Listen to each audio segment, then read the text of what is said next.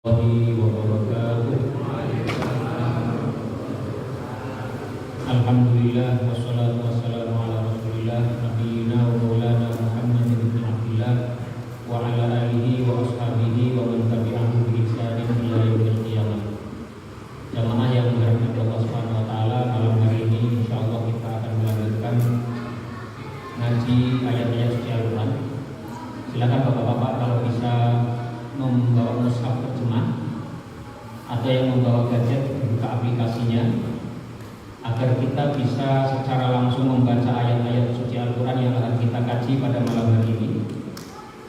Kemudian kita insya Allah akan fokus kepada ibrah, fokus pada tadabbur, bagaimana kita setelah memahami satu ayat, bagaimana kita mengambil iktibar, mengambil pelajaran, mengambil nilai, mengambil iktibar yang bisa kita aplikasikan dalam kehidupan kita sehari-hari. Jadi tujuan utama Al-Quran itu adalah bukan saja membaca saja atau memahami maknanya saja atau membaca tafsirnya, bukan, tapi lihat baru ayat ini, mentadabburi ayatnya. Mengapa disebut tadabbur? Karena di belakang itu ada amal, di belakang itu ada satu nilai yang diambil dari ayat yang dibaca itu. Silakan Bapak-bapak yang kalau bisa membaca mushaf lebih bagus ya, agar bisa lebih interaksinya lebih baik dengan apa yang akan kita baca, tidak ngawang-ngawang. Nah, kita pada pertemuan yang sebelumnya itu sampai kepada ayat-ayat yang berkisah tentang Nabi Ibrahim, yaitu dari ayat 41 sampai 50 dari surah Maryam. Silakan Bapak-bapak dibuka mushafnya, atau yang membawa gadget silakan dibuka gadgetnya di surah Maryam, ayatnya ayat 41 sampai ayat yang ke-50, yaitu ayat-ayat yang berkisah tentang Nabi Ibrahim. Kemarin sudah kita bahas sekilas tentang beberapa hal terkait dengan makna dari ayat-ayat yang ada di di antara ayat 41 sampai 50 tadi ya. Misalnya kita sudah membahas apa makna as-siddiq, mengapa Nabi Ibrahim diberi gelar dengan gelar siddiq, dan apa hubungannya dengan gelarnya Abu Bakar as-Siddiq misalnya. Ini sudah kita bahas, tidak perlu kita ulang lagi. Kemudian juga sudah kita bahas tentang wadkur yang senada dengan uzkur yang lain yang ada dalam surat Maryam ini. Nama curah muslimin rahimahumullah, kalau kita baca ayat-ayat ini, kemudian kita baca maknanya, kita baca terjemahnya, itu secara umum tampaknya tidak banyak problem, tidak banyak kesulitan dalam memahami ayat ini. Karena ayat-ayat ini jelas menggambarkan satu hal yang tidak samar. Nah, persoalannya bagaimana kita mengambil ibrah, mengambil pelajaran, mengambil nilai yang sifatnya aplikatif, bisa kita aplikasikan dalam kehidupan kita sehari-hari. Nah, yang pertama terkait dengan kisah itu sendiri dalam konteks besarnya. Kisah ini bercerita tentang bagaimana dakwahnya Nabi Ibrahim alaihissalam kepada tauhidullah, yang dakwah itu disampaikan kepada orang yang paling dekat dengan beliau, yaitu ayahnya sendiri. Kita sudah bahas juga kemarin sekilas, apakah Azar di situ adalah ayah kandung beliau atau paman beliau, sebagaimana pendapat sebagian ulama tafsir. Nah, kalau saya pernah membaca di satu tafsir, yaitu tafsirnya Imam Ar-Razi, tafsir Mafatihul Ghaib atau At-Tafsir Al-Kabir. Di antara hikmah penyebutan kisah Nabi Ibrahim ini dalam Al-Quran itu apa? Yang menarik adalah salah satunya orang-orang musyrik di Mekah itu mereka berpegang teguh dengan kemusyrikan mereka, berpegang teguh dengan kekafiran mereka. Itu salah satu faktornya adalah karena mereka sudah demikian adanya mendapati bapak-bapak mereka, mendapati leluhur mereka, mendapati orang-orang yang terdahulu dari mereka itu melakukan hal yang sama. Dan itu pula yang dilakukan oleh Azar, bapaknya Ibrahim. Dia menyembah berhala, dia musyrik karena lingkungannya saat itu ya demikian.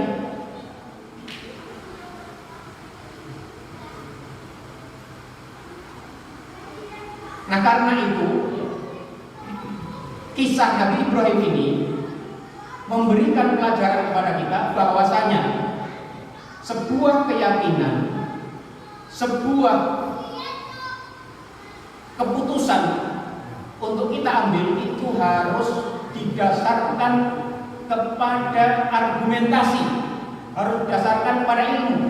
Sesuatu yang kita yakini, sesuatu yang kita ambil, kita pegang, sesuatu yang kita pilih, itu tidak bisa dipertanggungjawabkan kalau kita tidak bisa meyakini bahwa itu ada basis argumentasi yang kuat. Bukan hanya karena leluhur kita sudah melakukannya, bapak-bapak kita dari dulu sudah begitu.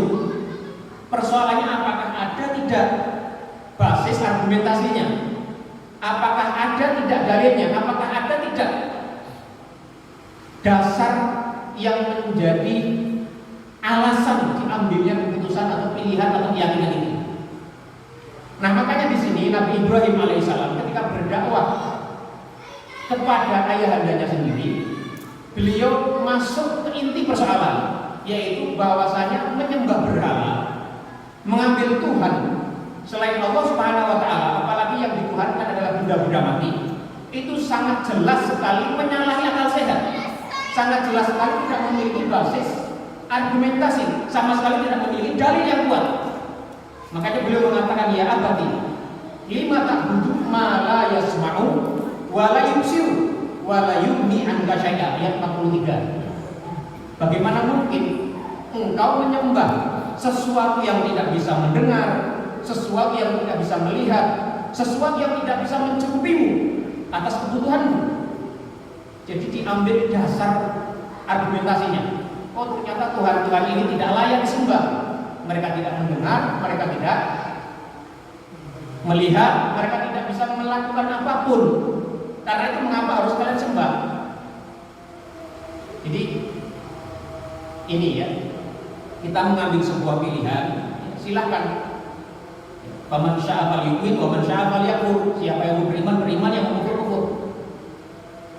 La ikraha fiddin, tidak ada paksaan dalam agama, tetapi yang kita pilih, yang kita ambil itu harus berbasis kepada dalil, berbasis pada ilmu, berbasis pada argumentasi. Ada argumentasinya enggak? Bukan hanya sekedar ini dulu bapak-bapak kami sudah melakukannya. Kita cari ada nggak argumentasinya. Kalau argumentasinya ada, kita yakin dengan itu, ayo silakan.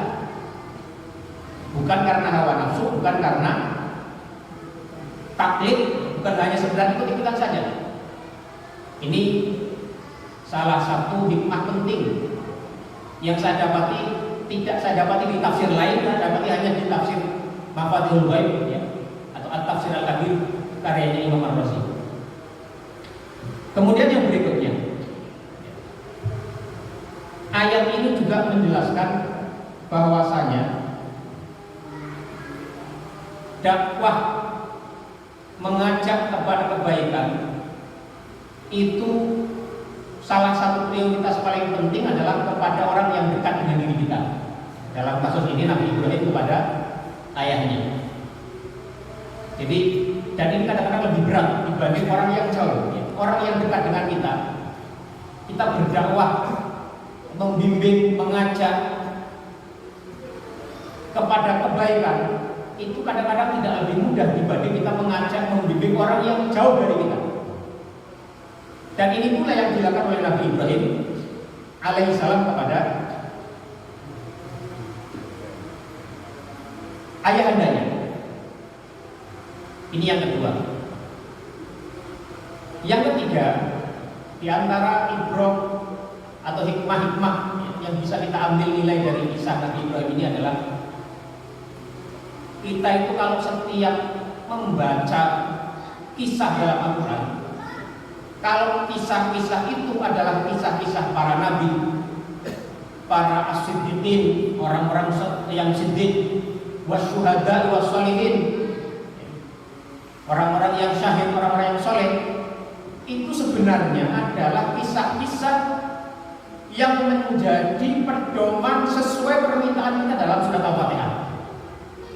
Kita itu kan kalau berdoa dalam surat Al-Fatihah itu ihdinas siratal mustaqim, tunjukkanlah kepada kami jalan yang lurus, atau tetapkanlah kami terhadap jalan yang lurus. Jalannya siapa? Siratal ladzina an'amta alaihim, yaitu jalannya orang-orang yang engkau berikan nikmat kepada mereka. Nanti di ayat yang lain disebutkan ya, minal anbiya wasyuhada wassalihin. Itu di antara para nabi, para syahid, para siddiqin, orang-orang yang soleh. Jalan mereka itulah yang kita senantiasa mintakan kepada Allah agar kita ditetapkan di jalan itu. Nah, apakah permintaan kita itu adalah sekedar permintaan? Apa doa kita sebatas doa? Kan tidak. Harus ada upaya yang lain agar doa itu bisa terlaksana.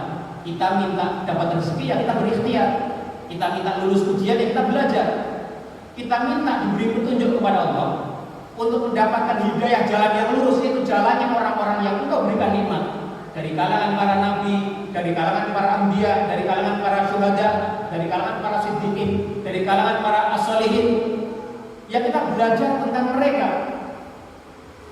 Nah, seperti apa mereka itu dijelaskan antara lain dalam kisahnya Nabi Ibrahim ini.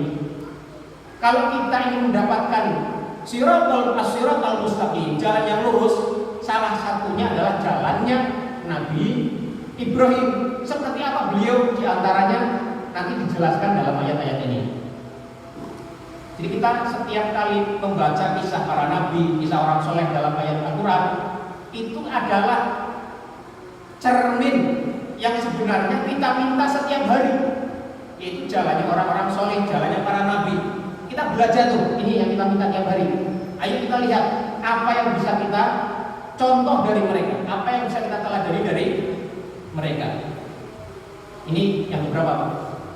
Ketiga tadi ya, ketiga. Jadi begitu, setiap kita membaca begitu. Nanti sebaliknya, yang kalau kita baca itu adalah sifat-sifat orang kafir, sifat-sifat orang jahat, sifat-sifat orang fasik, itu adalah sifat-sifat yang kita berlindung darinya. Ghairil maghdubi alaihim waladhdallin. Sifat-sifat orang Yahudi, sifat-sifat orang Nasrani, itu adalah sifat-sifat yang kita mintakan kepada Allah untuk dihindarkan dari kita. Kita ketahui cara hidup mereka, kita ketahui jalan hidup mereka, untuk kita tinggalkan sifat-sifat itu. Jadi cara baca kita terhadap Al-Quran seperti ini. Ini untuk hikmah atau ibrah yang ketiga dari pembacaan kita terhadap ayat-ayat di surat Maryam ini, khususnya tentang kisahnya Nabi Ibrahim. Yang berikutnya, kemarin kita sudah bahas ya, Nabi Ibrahim itu sebelum beliau sebagai seorang nabi, beliau sudah siddiq dulu. Setiap nabi itu pasti siddiq. Meskipun dalam Al-Quran yang disifati siddiq itu hanya 4, yaitu Nabi Ibrahim, Nabi Idris. Nanti ada juga setelah ayat-ayat ini di surat Maryam juga ada Nabi Idris disebut sebagai siddiq juga. Ada Nabi Yusuf, dan satu lagi Maryam. Jadi ada 4 orang yang disifati sebagai siddiq. Siddiq itu maknanya bisa orang yang mudah membenarkan semua yang Allah jelaskan kepada kita, kepada wahyu, kepada Nabi Muhammad. Apa yang Nabi katakan ya sudah kita pastikan itu benar, itu siddiq. Namun siddiq juga adalah orang yang jujur, orang yang senantiasa apa adanya, jujur antara perkataan, hati dan perbuatan. Para nabi itu tidak mungkin tidak kecuali adalah sebagai seorang yang siddiq. Dan seorang tidak bisa diangkat sebagai seorang nabi kalau dia tidak sebagai seorang yang siddiq. Maka dari itu kita kalau mencontoh jalannya orang-orang yang an'amta alaihim adalah kita berupaya semampu kita untuk menjadi orang yang siddiq, orang yang jujur, orang yang senantiasa membenarkan maqala Allah wa qala Rasul, apa yang disampaikan Allah dan Rasulnya kita benarkan dengan hati kita, dengan lisan kita dan dengan perbuatan kita. Kita juga berupaya menjadi orang yang sebisa mungkin menjadi orang yang jujur. Karena kejujuran sulit sekali. Kadang-kadang ada orang itu kalau di kantor kadang-kadang kita punya bos, ada orang yang ketemu, dia nggak mau menemui, bilang Bapak sedang di luar. Padahal dia lagi duduk di kantornya. Padahal ada cara lain. Cara lain kita kalau tidak mau terus terang, itu boleh kita menggunakan namanya takrir, menggunakan bahasa yang maknanya ambigu, yang tidak membuat kita bohong, itu boleh. Misalnya Nabi Ibrahim ketika dengan istri beliau Sarah, itu beliau melewati satu perbatasan, ada pemeriksaan di situ, ditanya ini perempuan ini siapa? Kalau disebut istrinya jujur, itu berbahaya. Makanya Nabi Ibrahim bilang, ini adalah saudara saya. Itu beliau tidak bohong karena fil Islam maksudnya. Karena zaman itu tidak ada orang beriman. Nabi Ibrahim dengan istrinya dan dari itu beliau selamat, tidak ada masalah. Itu bukan termasuk kebohongan yang dilarang. Itu namanya takrir. Nabi Muhammad pernah sama Abu Bakar ketika hijrah itu ketemu dengan seseorang, ditanya min aina antuma, dari mana kalian berdua? Nabi Muhammad kalau bilang jujur dari Mekah, kabar itu mungkin sudah tersebar bahwasanya Nabi Muhammad sedang dikejar-kejar oleh kaumnya. Kita nggak tahu ini siapa yang nanya ini, lawan atau kawan. Apa jawaban beliau? Min nahnu min ma, kami dari air. Air itu bisa bermakna tempat telaga, oase atau sumur yang ada airnya, atau min ma'in maksudnya adalah kami terbuat dari air, karena boleh kok min ma'in maksudnya diciptakan dari air, itu boleh. Atau misalnya kita ditelepon sama orang, terus kita mau bilang lagi di kamar itu nggak enak, pokoknya situasinya sulit lah. Kita mau bilang saya lagi di jalan. Kalau kita saat itu posisi kita di kamar, itu kita bohong jelas, nggak boleh. Tapi kita keluar rumah dulu, berada di jalan, Pak maaf saya lagi di jalan. Itu kita nggak bohong. Itu namanya takrir. Itu dibolehkan, ya. Menggunakan bahasa yang ambigu, yang itu tidak menyalahi makna yang kondisi sebenarnya, tapi juga kita ingin menyamarkan apa yang kita sedang alami pada orang yang kita hadapi. Misalnya kalau tadi bos tidak mau ditemui, bilang saja Bapak sedang ada urusan yang lain. Itu nggak bohong. Kalau ada di dalam ruangan bilang sedang tidak ada di ruangan, itu sedang keluar kantor, nah itu nggak boleh. Tapi Bapak sedang ada urusan misalnya, itu boleh. Urusannya tak HP, urusan juga. Ya. Itu takrir namanya. Ya. Itu boleh dalam Islam. Takrir atau ma'arif itu dibolehkan. Nah ini maksudnya adalah kita berupaya untuk menjadi orang yang jujur, ya, semaksimal yang kita mampu. Ya. Dan ada solusi-solusi seperti tadi, namanya ta'rif atau makrif atau ma'arif. Ya. Cara kita mengolah, ya, bahasa kita dengan sesuatu hal yang memiliki makna yang ambigu, tapi tidak menyalahi posisi yang sebenarnya. Gitu. Nah yang berikutnya. Faedah yang berikutnya yang ke berapa? Kelima. Dari kisah Ibrahim ini kita belajar bagaimana seorang anak memberikan penghormatan yang tinggi kepada orang tuanya. Kita kemarin sudah bahas ya, mengapa Nabi Ibrahim menggunakan kata ya abati, ya abati, ya abati, ya abati 4 kali. Ya abati itu sama dengan ya abi, tapi memiliki makna yang jauh lebih dalam. Itu ada unsur rasa sayang atau rasa tahabbub, rasa cinta. Jadi kalau kita memanggil bapak kita dengan ya abi, itu ya boleh ya, tapi ya begitulah maknanya, bapakku. Tapi kalau memanggil dengan ya abati, itu dia memiliki makna yang lebih dalam. Karena apa? Karena kata ya abati itu artinya adalah mengandung makna kasih sayang dan mengandung makna cinta di dalamnya. Makanya kata ya abati dalam Al-Quran semuanya itu keluar dari lisannya para nabi. Ketika Yusuf bilang ke bapaknya Yakub, ya abati inni ara fil manami anni ara apa ahadaka kaukaban. Ya abati inni ara fil manami anni apa yang beliau cerita itu qala ya abati inni ara fil manami apa ahada asyara kaukaban apa ahada asyara kaukaban ra'aituhum li sajidin. Ya, aku melihat ya abati wahai bapakku. Sementara yang tidak menggunakan kata ya abati ya abana, yang pakai kata yang biasa itu adalah dalam konteks perkataan yang digunakan bukan oleh para orang-orang soleh. Jadi kepada orang tua gunakanlah bahasa yang terbaik yang kita mampu. Kalau panggilannya yang terbaik dengan ayah, ya panggillah ayah, ayahmu tercinta atau apalah. Gunakan bahasa yang terbaik. Itu yang dicontohkan oleh Nabi Ibrahim. Itu mana yang berapa ini? Ibrahim yang ke-5 ya, ke-6 ya. Yang ke-5 atau ke-6. Jadi menggunakanlah bahasa yang terbaik ketika kita berkomunikasi dengan orang tua kita. Nah di sini Nabi Ibrahim alaihissalam ketika beliau berdakwah kepada orang tuanya, itu beliau menggunakan bahasa yang sangat santun sekali. Dengan mengulang kata ya abati, ya abati, ya abati sebanyak 4 kali.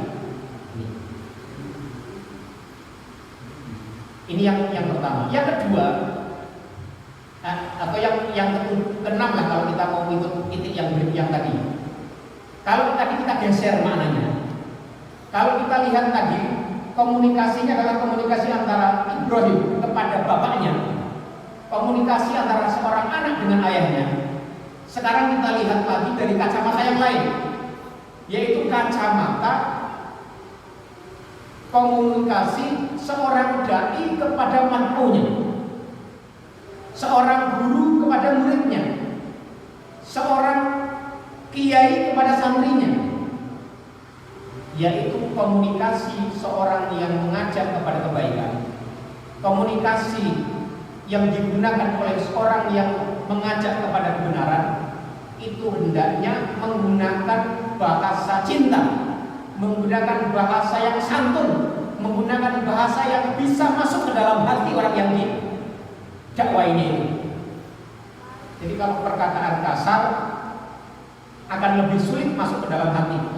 Kadang-kadang bahasa yang halus saja sudah susah masuk dalam hati, apalagi bahasa yang kasar. Walau kunta fadwan waliul qalbi lam tabdu min hawli. Kalau kamu kasar, kalau kamu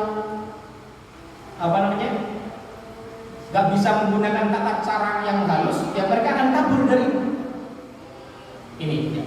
Makna yang ke berapa itu? 7 atau berapa? Atau 6 atau 7 lah, kita anggap itu 7. Ya. Jadi komunikasi seorang dai kepada makmunya, seorang guru kepada muridnya, seorang kiai kepada santrinya, kepada seorang pendakwah kepada yang didakwai, dalam sebisa mungkin berupaya menggunakan bahasa yang baik, bahasa yang halus, bahasa cinta, sehingga dakwahnya itu sesuatu yang baik maka akan mudah diterima kalau dia menggunakan dengan bahasa juga yang baik. Jadi kebaikan itu tidak cukup dianggap sebuah kebaikan kalau disampaikan dengan cara yang tidak baik. Wa qulu linnasi husna, dan katakanlah perkataan yang baik. Para ulama memaknai al-husnu atau al-hasanu dalam ayat adalah al-hasanu fi hayatihi, baik cara mengungkapkannya, dan al-hasanu atau al-husnu fi haqiqatihi, dan kebaikan dalam substansinya. Jadi satu perkataan itu menjadi baik kalau dia baik substansinya, baik isinya, dan baik cara menyampaikannya. Ini pelajaran yang berapa ke? Yang berikutnya,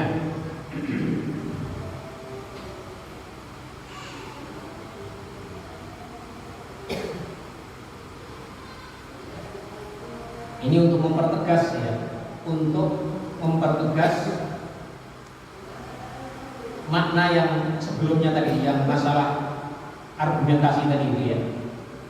Nabi Ibrahim alaihissalam ketika berdakwah kepada ayahnya, ini ayat 43, silakan dilihat ayat 43. Beliau mengatakan, ya abati, wahai abahku, wahai ayahandaku, inni qad ja'ani minal ilmi, sesungguhnya telah datang kepadaku sebagian dari ilmu.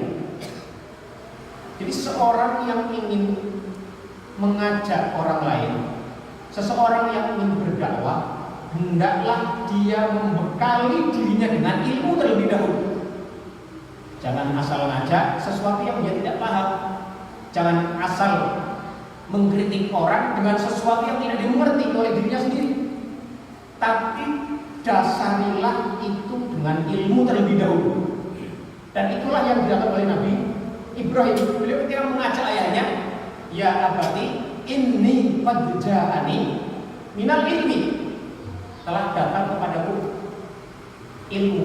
Jadi bukan sekedar ngajak-ngajak saja, ada basis argumentasinya, ada ilmunya dulu, sehingga dia yakin betul dengan apa yang dia ingin serukan, dan memang itulah yang diyakini atas dasar ilmu, bukan atas dasar praduga, bukan atas dasar hanya ikut leluhur saja, tapi atas dasar ilmu. Di pelajaran yang berapa? 8. Ini ya abadi, ini qad ja'ani minal ilmi, harus didasari pada ilmu.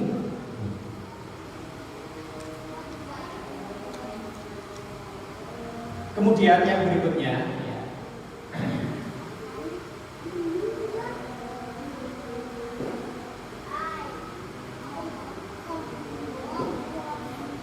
ya abati la ta'budi syaitan, wahai ayahandaku, janganlah engkau menyembah setan. Ini jelas, maksudnya adalah menyembah setan itu tidak hanya berarti gini-gini sama setan, itu enggak. Kita mengikuti hawa nafsu kita secara terus menerus, itu sama dengan menyembah setan. Jadi menyembah setan itu ada beberapa tingkat. Benar-benar menyembah berhala, tadi kemusyrikan itu menyembah setan. Atau kita mengikuti hawa nafsu kita, mengikuti tarikan setan kepada kemaksiatan secara terus menerus, tidak ingin kembali kepada Allah Subhanahu wa taala, itu adalah bagian dari menyembah setan.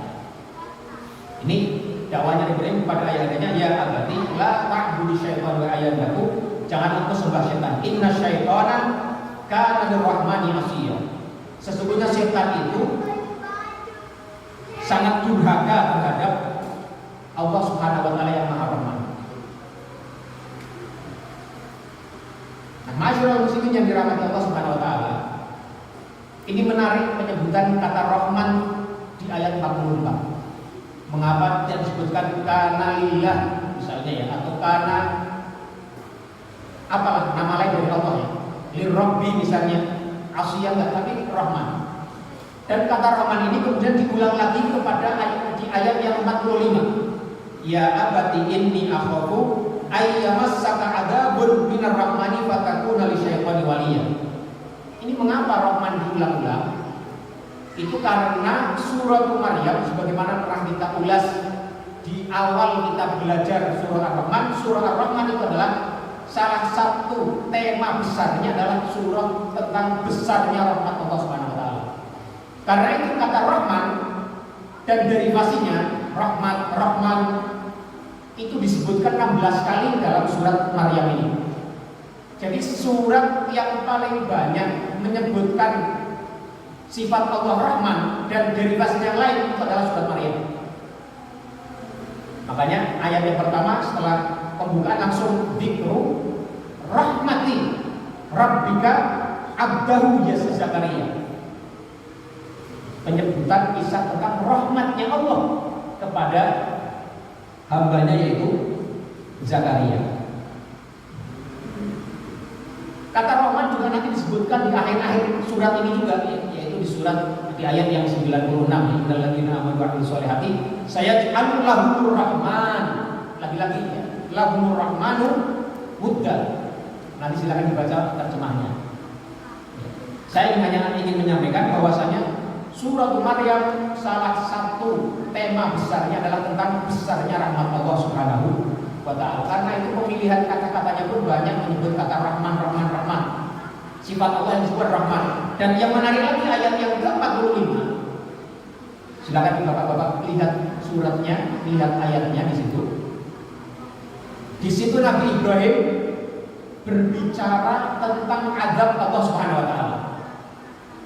Sejatinya kalau kita menyebut tentang azab, itu kan sifat Allah yang cocok dengan azab itu apa kira-kira? Bisa al-jabbar, dan yang maha perkasa. Tapi kok di sini bicara tentang azab, padahal azab itu siksa, tapi nama Allah menggunakan nama Ar-Rahman. Ini rahasianya apa? Selain tadi, jawabannya adalah selain bahwasanya memang di surat Maryam ini nuansa ayat surat ini adalah nuansa rahmat Allah Subhanahu wa taala. Makna yang lain yang ingin disampaikan adalah bahwasanya azab Allah itu adalah bagian dari rahmat Allah Subhanahu wa taala. Jadi Allah itu punya sifat Ar-Rahman, Ar-Rahim. Itu sifat yang melekat dengan Allah Subhanahu wa taala. Wa rahmati wasi'at kulla syai'. Dan rahmat kepada Allah Subhanahu wa taala itu mencakup segalanya. Orang-orang kafir tetap saja mereka sehat-sehat, tetap saja bisnisnya lancar. Orang berbuat riba tetap saja dia uangnya banyak. Kok bisa? Ya karena memang wa rahmati wasi'at kulla syai'. Rahmat Allah itu mencakup segala hal, mencakup semua orang, mau kafir, mau musyrik, mau mukmin, mau perempuan, mau laki-laki, semua mendapatkan cipratan dari rahmat Allah Subhanahu wa taala. Bahkan termasuk Allah Subhanahu wa taala menciptakan surga dan neraka, itu adalah bagian dari rahmat Allah Subhanahu wa taala. Dan Allah juga membuat ada musibah di dunia, ada balak di dunia, ada kecelakaan, ada kehilangan, ada kecelakaan, ada kematian. Itu bagian dari rahmat Allah Subhanahu wa taala, tergantung bagaimana kita memaknai dan merespon dari musibah-musibah itu. Ini itu makna jawaban yang kedua, mengapa di situ disebutkan Ar-Rahman. Jawaban yang ketiga, mengapa azab di situ dikaitkan dengan Rahman, itu adalah untuk memberikan penekanan bahwasanya orang itu atau orang yang sampai mendapatkan azab Allah itu adalah orang yang kebangetan. Mengapa? Karena Allah itu adalah dengan rahmatnya. Allah itu pada dasarnya menginginkan semua hambanya itu mendapatkan rahmat yang sempurna, rahmat yang bisa dinikmati secara sempurna. Tapi kalau sampai ada orang kemudian jatuh kepada azab Allah, masuk neraka, itu adalah orang yang kebangetan. Karena apa? Yang dia hadapi itu adalah Allah yang Maha Rahman, Maha Rahim. sudah menyiapkan segala fasilitas, menyiapkan segala jalan agar orang bisa sampai ke surga, agar orang bisa mendapatkan rahmat yang paripurna, tapi memilih jalan kejahatan, memilih jalan kemaksiatan, maka dia adalah orang yang kebangetan. Karena apa? Azab itu datang dari Allah yang Maha Rahman, bukan Allah yang Maha Penyiksa. Betul, salah satu nama Allah adalah Al-Jabbar yang Maha Perkasa, Al-Muntaqim yang Maha membalas perilaku hambanya. Tapi di sini disebutkan sifat Ar-Rahman. Artinya orang itu kalau sudah sampai sedemikian sesatnya masuk neraka, itu adalah orang yang kebangetan. Karena yang dihadapi itu adalah Tuhan yang Maha Rahman dan Maha Rahim. Ini jadi kita menghadapi memandang hidup kita dengan cara itu, bahwa Allah itu sifatnya adalah sifat Rahman.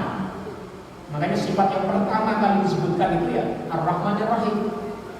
Karena itu adalah cara Allah mendekati hambanya dengan bahasa cinta tadi. Ar-Rahman Ar-Rahimnya dulu. Meskipun nanti ya ada Malik Yaumiddin juga, zat yang maha memiliki, yang merajai hari pembalasan. Itu kan keras, tapi itu datang setelah Ar-Rahman dan Ar-Rahim. Ini. Nah, bisa berapa menit lagi, Pak? Belum selesai. Lanjut ya. Lanjut ya. Ini hikmah yang berapa tadi? Ke-9 ya. Ke-9. Hikmah yang berikutnya,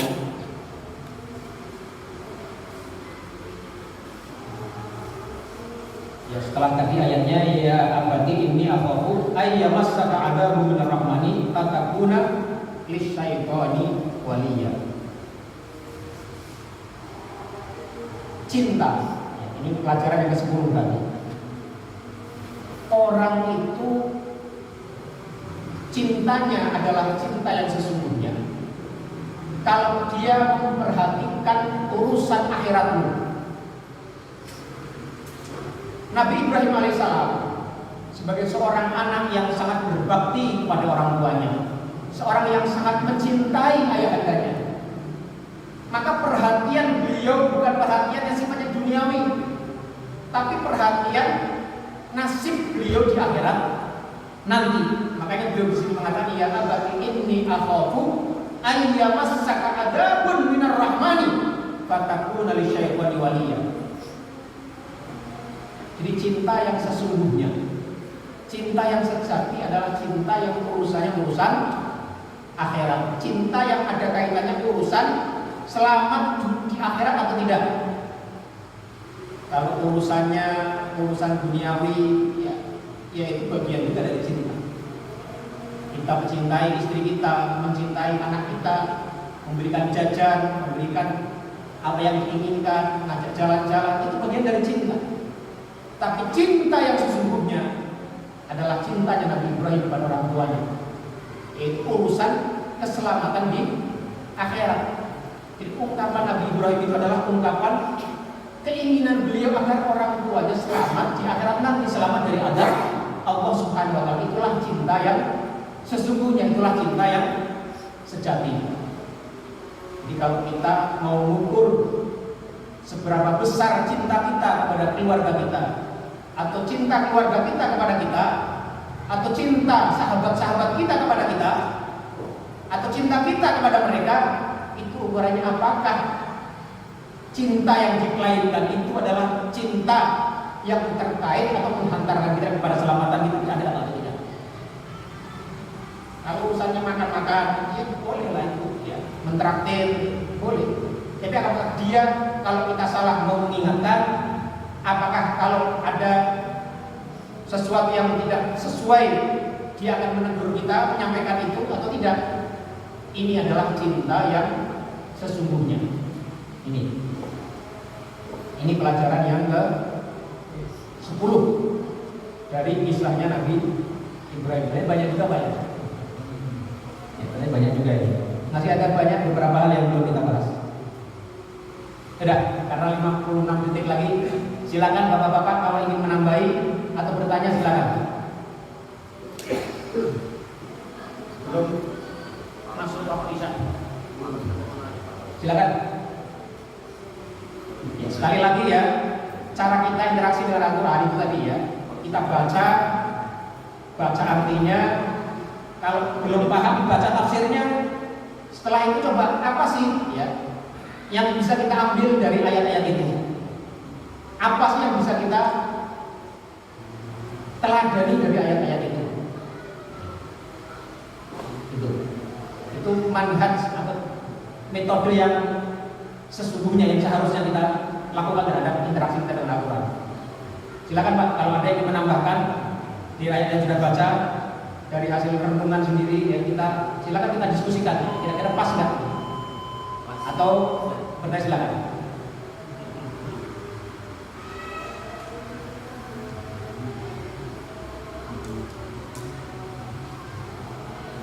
Baik, karena tidak ada yang bertanya dan sudah masuk waktu isya, kita cukupkan sekian saja kajian kita pada malam hari ini. Silakan Bapak-bapak sekali lagi ya. Saya berharap ngaji ini tidak sebatas di masjid saja. Selepas mengaji silakan dibaca lagi. Dari yang kita sudah diskusikan, apakah ada hal-hal yang mungkin ya, belum kita sebutkan, mungkin saja. Karena Al-Quran itu sangat luas dan dalam maknanya. Dan kedalamannya itu tidak bisa dicapai oleh satu orang pun. Jadi masing-masing mungkin bisa mendapatkan apa yang dia temukan. Bisa kita diskusikan nanti. Kalau belum yakin, oh jangan-jangan ini salah tadabbur saya, kita diskusikan sama-sama. Karena mungkin saja kita memahami dengan cara yang salah.